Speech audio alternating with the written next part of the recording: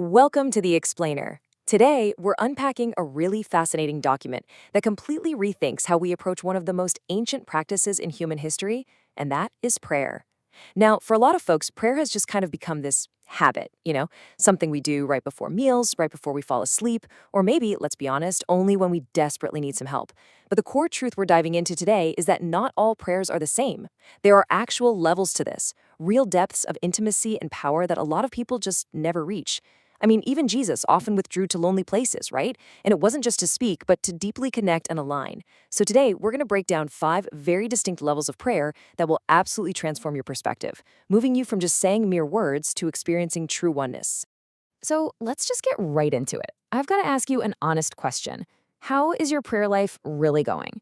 Because it is so incredibly easy to just check the box. We treat prayer like a pre-meal habit, a quick little whisper before our head hits the pillow, or just a really dry, repetitive routine. And unfortunately, a ton of believers stop right there at the surface. They pray only when they need something, without ever going deeper to truly know the person they're actually talking to. If your time spent in prayer feels dry, or boring, or just highly repetitive, well, it's highly likely because you're stuck on the surface. And this is the trap so many of us fall into. It's the stark difference between transactional religion and a transformational relationship. Are you treating God like a vending machine? You know what I mean? You punch in your prayer and you expect your specific blessing to just drop right out of the slot. Or are you pursuing the daily companion relationship that He actually desires with you?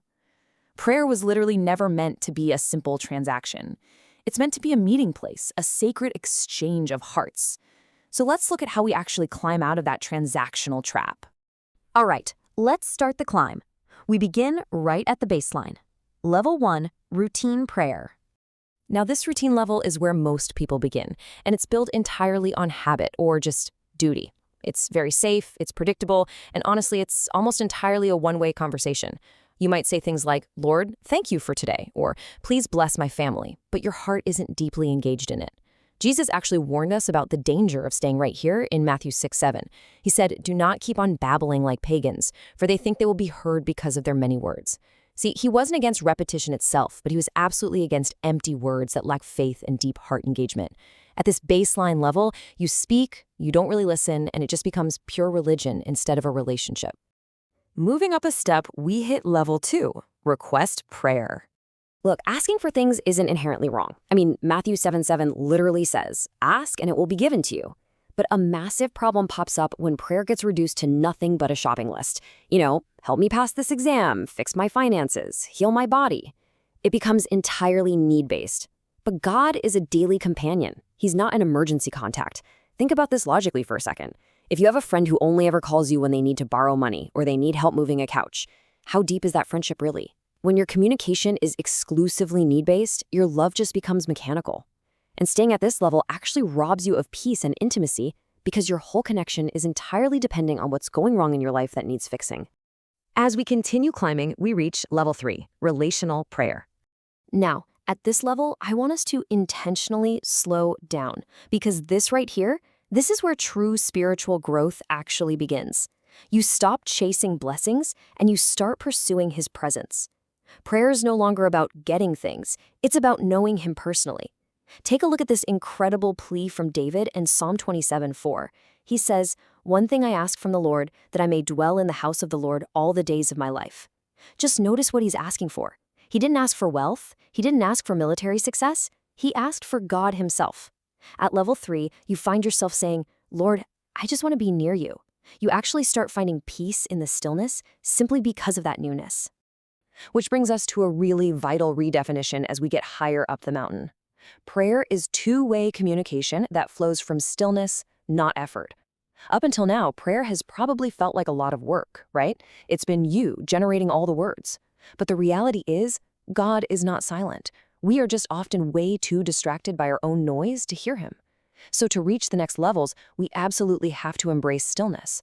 We have to stop talking long enough to let that two-way street actually flow. And that stillness, that unlocks level 4, revelation prayer. At this stage, you actually begin to recognize His voice, giving you clear direction. John 10:27 says, "My sheep hear my voice." You might suddenly sense a really clear push, like, don't go there, or call that person right now, or simply be still. And when you hear it, revelation is not just information, it is total transformation. A Bible verse you've read, 100 times, suddenly becomes intensely alive to you. A thought drops into your heart that gives you perfect clarity. Your fear naturally decreases, and you start walking with this new, very clear confidence because you aren't just guessing in the dark anymore, You are actively being guided. Which finally brings us to the absolute peak. Level 5, partnership prayer. Here, your prayer life completely aligns with God's purposes. You shift totally away from your own personal needs, and you realize He actually wants to work through you to impact the world around you. Romans 8:26 tells us, "The Spirit helps us in our weakness, intercedes for us with groanings too deep for words." At this partnership level, sometimes you don't even fully understand what it is you're praying for. The Spirit is literally praying through you. Your prayers become this powerful pipeline for heaven to touch earth. Your words start carrying authority, atmospheres change around you, and lives get transformed because you are praying from right inside God's heart, not from the outside looking in. Okay, moving on to some practical steps for growth. It's one thing to understand the mountain, right? But how do we actually climb the thing? Moving from level 1 all the way to level 5 doesn't just happen by accident. It requires some really intentional shifts in your daily habits. So here are 2 vital exercises you can literally start today. Step 1, keep a prayer journal for reflection. Look, writing things down physically stops you from just babbling. It forces you to process your thoughts, track those requests, and much more importantly, record the revelations and directions you're sensing. Step 2, practice silent listening each day. Remember, two-way communication flows from stillness. Carve out just 5 minutes where you say absolutely nothing, just listen. These 2 steps will actively help pull you right out of that routine monologue and into an active two-way communion. So let's just quickly recap this entire staircase journey. We start way down at routine prayer, just talking to God out of habit. Then we move up to request prayer, where we're actively asking things from God. Then we hit that pivotal shift to relational prayer, where the only goal is knowing God. That intimacy opens the door to revelation prayer, where we actually begin hearing God. Until finally, we reach the summit, partnership prayer, working actively with God. This is the ascent from mere words to true oneness, turning what used to be a dry, boring duty into an incredibly vibrant lifestyle. I want to leave you with this final provocative thought. Think about the steps we just covered and ask yourself honestly, where are you right now? Are you stuck in a routine? Are you treating God like a vending machine? Well, wherever you are, the invitation is to step up. Simply pray, Lord, take me deeper. Invite that transformational partnership into your life today.